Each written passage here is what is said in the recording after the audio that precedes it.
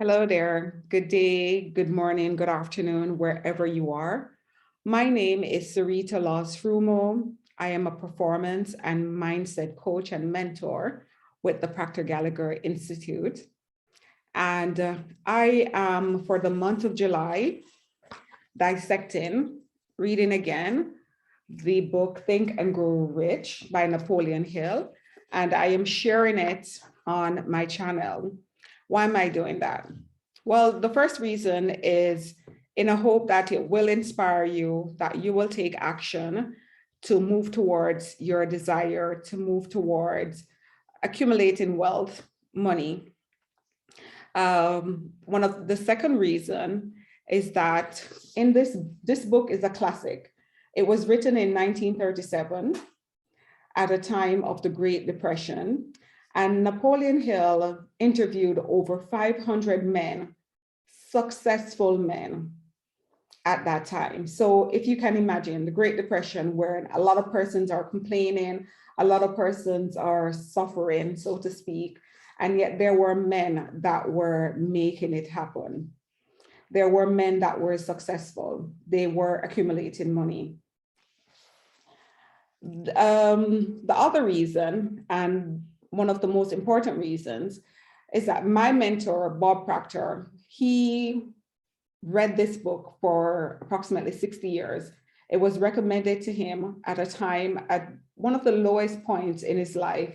He was sick. He was always getting sick. He wasn't very happy, and he owed a lot of money. So actually he was working, he was earning 4,000 at the time, and he owed 6,000.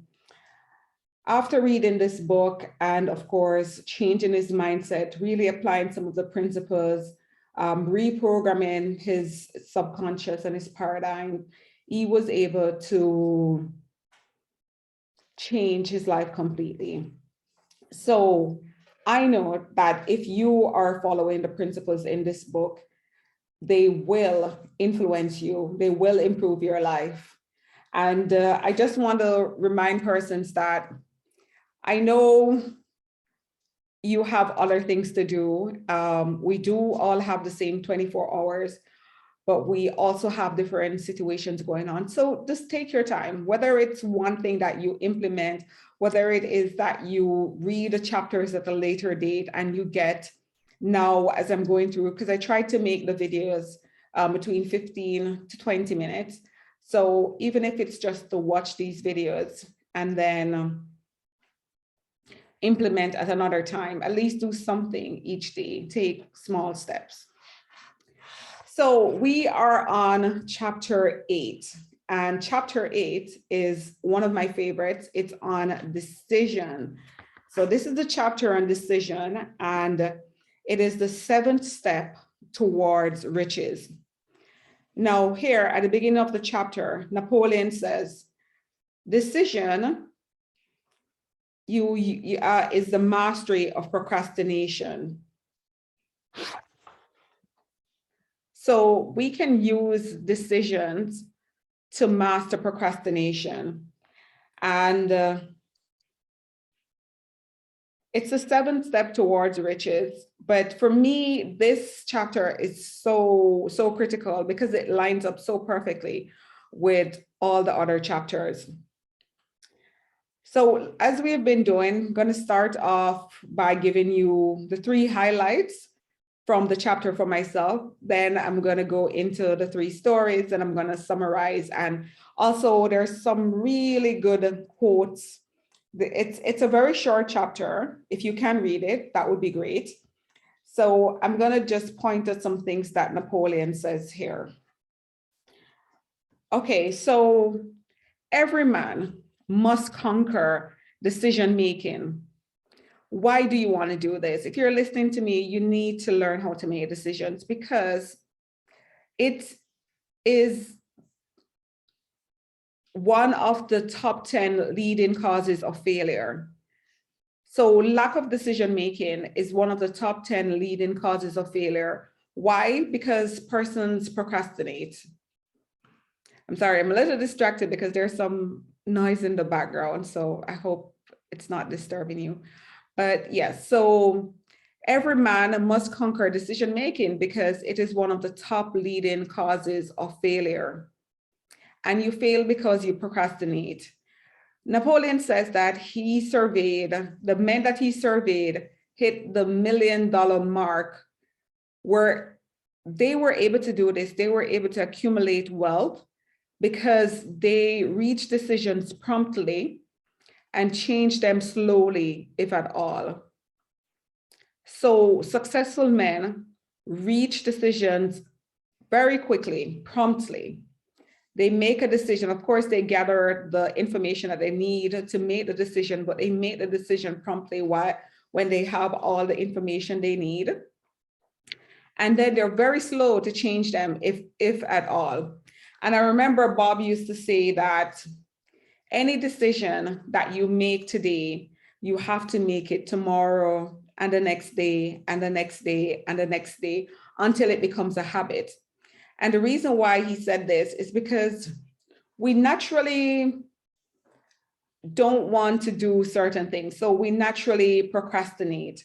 There are times when we drift and we don't do the thing that we say. So it's in human nature.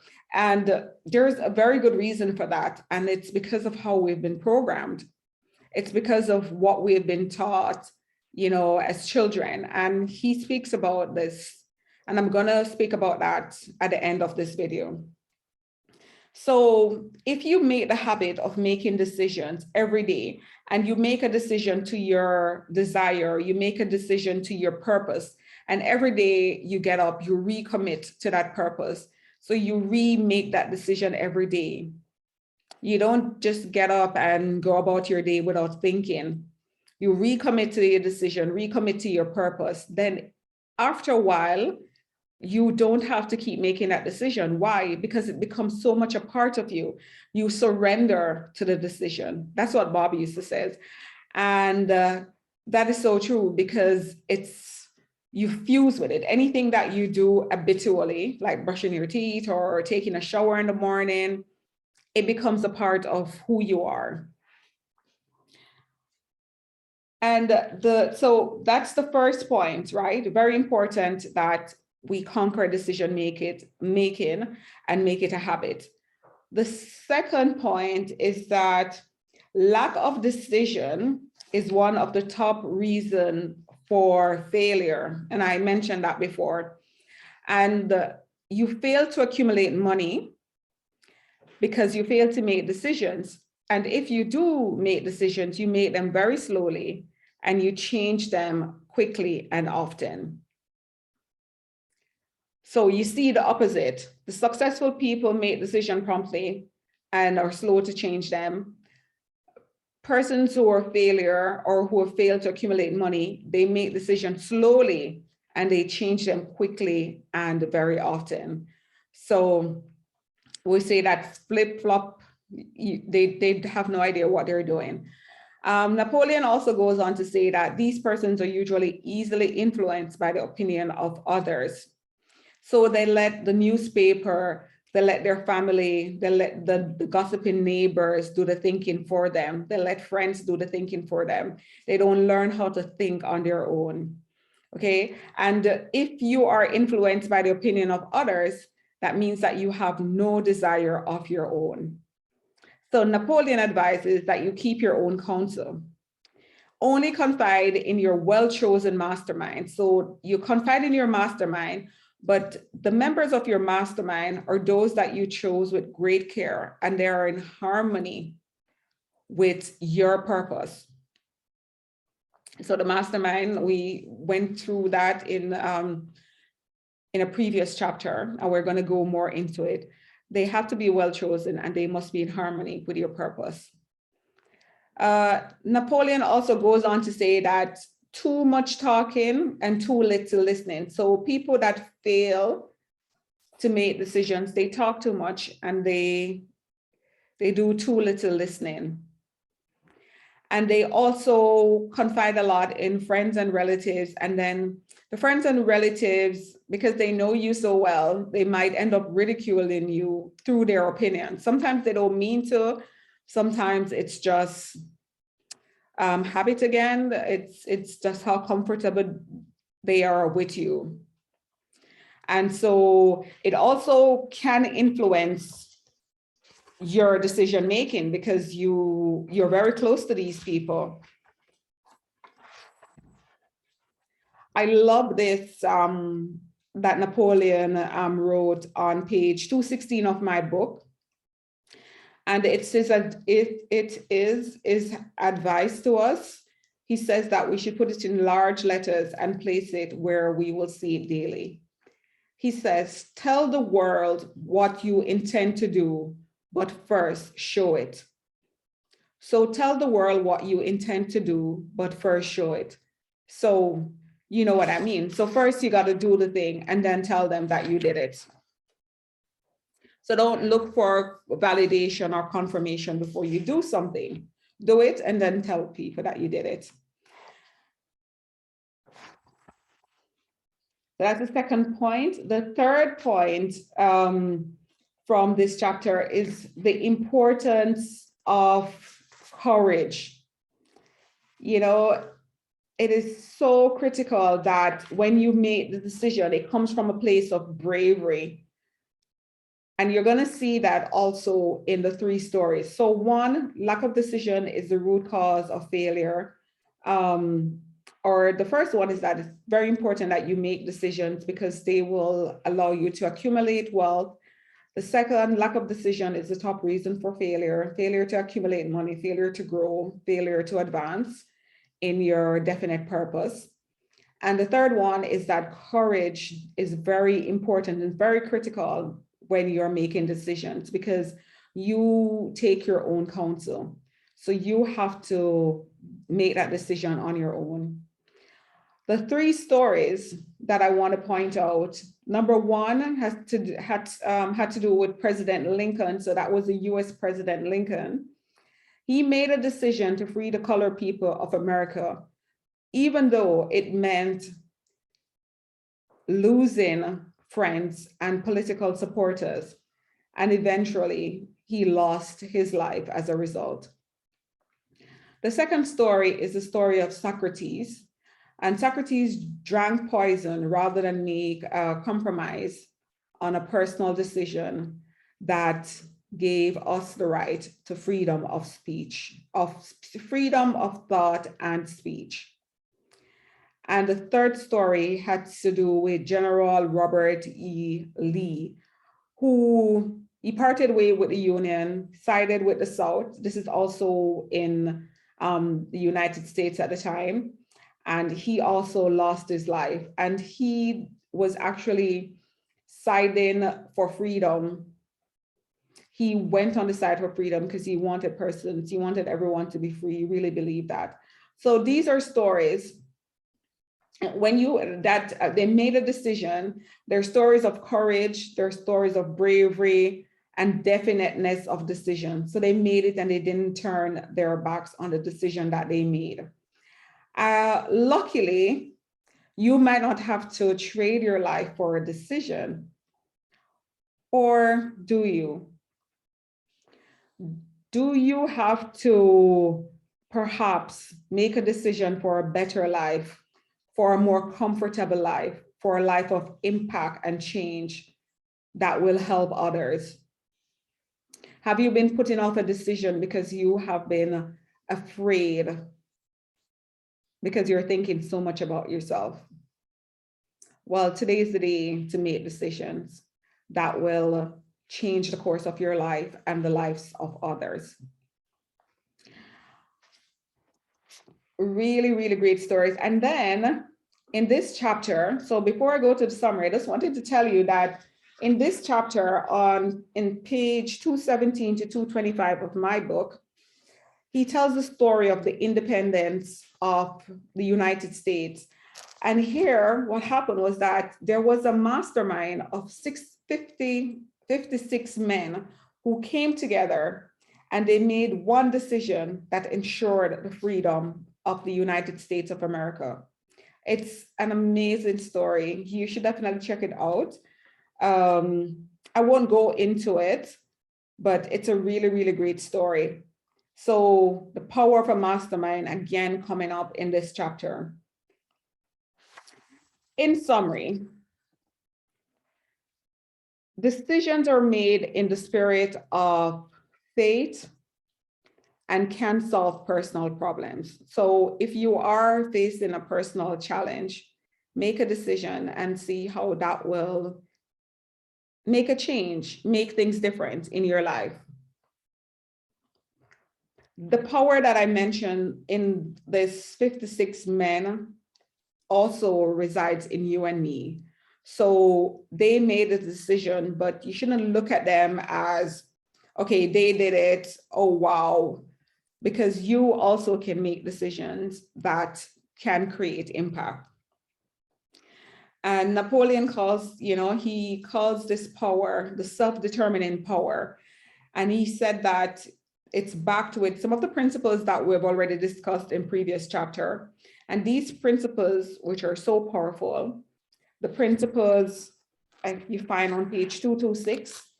So the 6 of these principles are this desire. We spoke about that. That was chapter 1, having this burn. That was the first step towards riches, having a burning desire. Because when you have a burning desire, you make a decision towards that desire, and you're very slow to change your mind. So you have to be definite that this is your desire, this is your decision. And something that you should note that Bob always said as well was that, so you've made a decision and that's your goal, right? The goal never changes. You can change plans towards a goal, but you never change the goal because you've made a decision. Remember, successful people make decisions promptly, very slow, if at all, to change their minds. So we have this desire as one of the 6 principles. We have decision, we have faith, persistence, the mastermind, and organized planning. We just discussed organized planning in the previous chapter. And organized planning came out in the story, especially in the independence of America. But you know as well that when you make a decision to go after your goal, you have to organize it in such a way that if one plan doesn't work, you pivot, you quickly change it, move on to another plan. Make sure that your plans are sound. We spoke about that in chapter 7. I want to read directly from this book because there are some things that I want to highlight. He says, in your search for the secret of the method, do not look for a miracle because you will not find it. You find only the eternal laws of nature. These laws are available to every person who has faith and the courage to use them. These laws are available to every person who has faith and the courage to use them. So available to everyone. Indecision is a habit which usually begins in youth. So it begins at a very early age. And this is so profound. I think for me, this was one of the points in this chapter where I was like, wow, this is so, so true. Because the youth, they go through graded school and even through college without a definiteness of purpose. Because we think that we don't need to make a decision as yet to the thing that we want because we're still young. So you find that persons will leave high school, would reach the age of 18 and not know what they want to do. And so I completely agree with Napoleon on this. And of course, what he's saying here is data. He's not guessing. He has done his research. And he says, generally, the youth just out of school seeks any job that can be found. He takes the first place he finds because he has fallen into the habit of indecision. Remember, I spoke earlier about making decision a habit, and Bob shared that.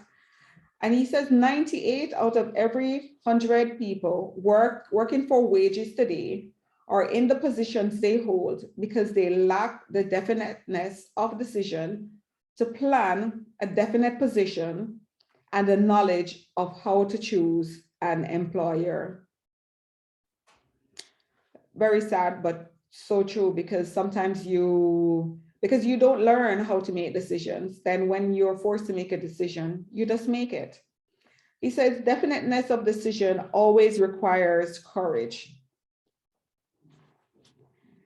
And the final point that I want to make is that he says, making decisions will influence or impact your financial independence, your riches, your desirable business and professional positions. So life, career, business, definiteness of decision, making decisions will impact every single area.